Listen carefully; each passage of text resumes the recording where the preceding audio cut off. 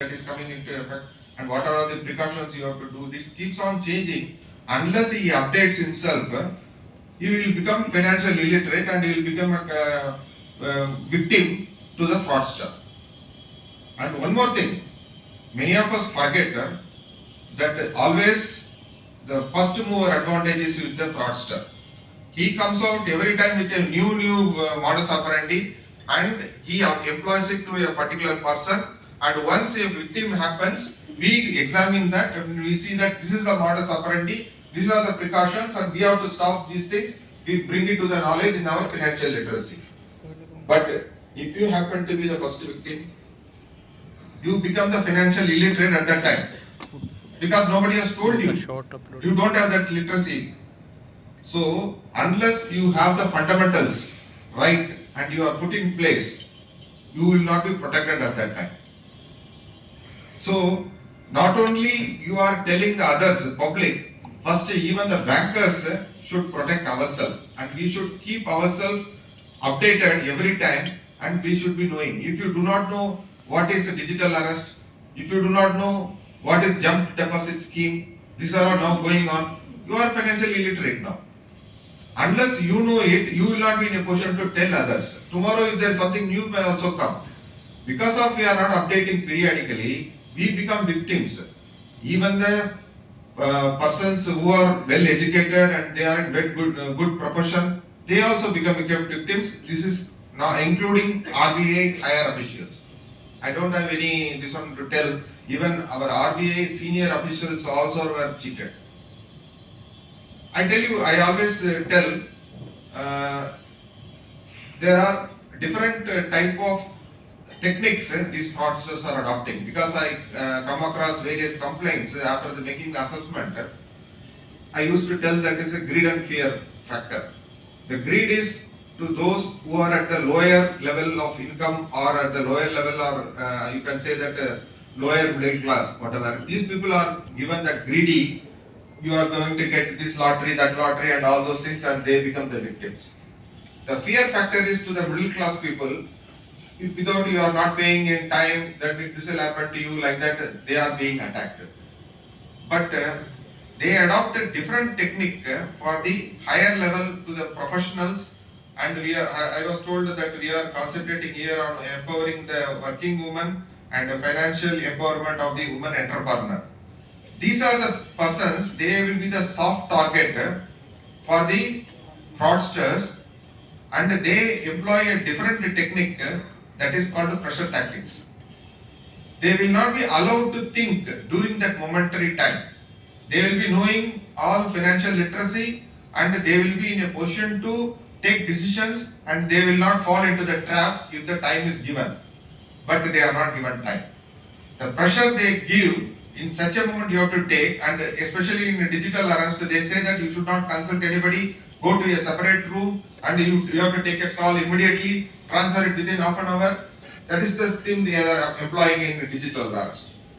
So we become victim during the momentary period. We know everything, all the things we put in place, but still, as Mr. Srikumar was telling about the magic show, we have done that. What they are doing it in the magic show, 95% of the time what you are seeing through your own eyes, they are the real things that is happening.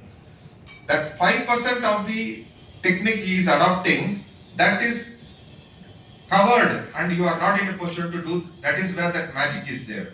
He is doing it behind the palm or something like that. When you are not seriously looking into that aspect, he is doing certain things that is coming out as a trick. Similar thing in the fraud also. These fraudsters, they will not give you time, and within the small this one, you take things for granted. There they try to cheat you. I tell you one case. You put yourself in the shoes of that victim, and it will happen to anybody.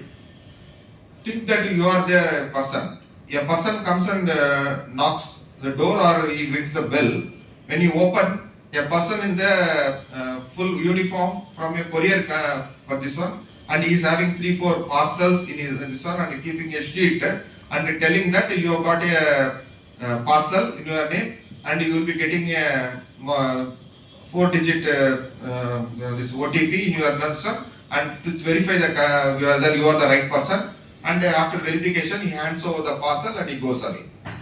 This happens to everybody. We just give that one immediately when he is talking, that number comes, immediately we pass it on and we do it. But normally when you get the phone call, you will ask whether it is okay, who is that person and all those things. But you are tend to believe, seeing that person is from the courier company, he is keeping all the parcels and you are getting it. This will happen to anybody for that matter. But what happened to that culprit when he opens it? It happens to be an empty box. Nothing is there inside. Thereafter, he lost huge money from his pocket. What he has given that number is only to transfer the money to the unknown person. And all these things were drama, and he was cheated. This could happen to anybody. That is what I said. These different types of modus operandi. Every day, these people are trying, and people are getting cheated. So you have to keep your fundamentals intact. You have to see that from where you are getting the OTP. Who is this person? Whether you are expecting this one, what is that parcel? Whether it is the right one? Everything is to be ensured. So when you believe that, okay, you are presumed that this is going to be this, then there is every chance that you will fall into trap. So what I am trying to say is, before telling others, we should get ourselves protected. Number one. Number two, it would be impossible for RBI or even to the banks to tell everybody in this country that all are well trained in the financial literacy and all are vigilant. It is highly impossible. That is why we want train the trainers. You people should train your own representatives who can go and train others, and it should be spread. That is why we are concentrating, as I said, about the schools and all other things. But still, we are lagging behind, and lot of efforts we have to do that one. So unless we all work together and concentrate, it will be highly impossible to win over this. And it is a high time that we should wage a war against these fraudsters, and we should teach this financial literacy to each and everybody at the root level, because prevention is better than cure. Once if you suffer, it is highly impossible to get back the money, because this money, even though KYC and everything we insist, it keeps on moving from one account to another account, and when it is finally withdrawn, and this person happens to be some casual laborer who doesn't have the permanent address or whatever it is, it becomes very difficult to trace out that money. Sometimes it goes outside the country also, it becomes very, very difficult to get back the money. And one more thing, the court intervention is also there, where they are saying, unless the person beneficiary gives the consent, you cannot debit his account. You may be knowing it. So it becomes very, very difficult. Once you lose, it becomes very difficult to get back that you are lost money. So prevention is better than cure. So we have to keep ourselves protected very much. So I wish you all the success in this financial literacy week, and please carry on this message to each and every one of you in your institution, as well as to the public you are having, your customers, and also take it up as the financial literacy awareness spread. You spread this financial awareness to the entire mass, and we should know this. Wish you all the best. Thank you very much.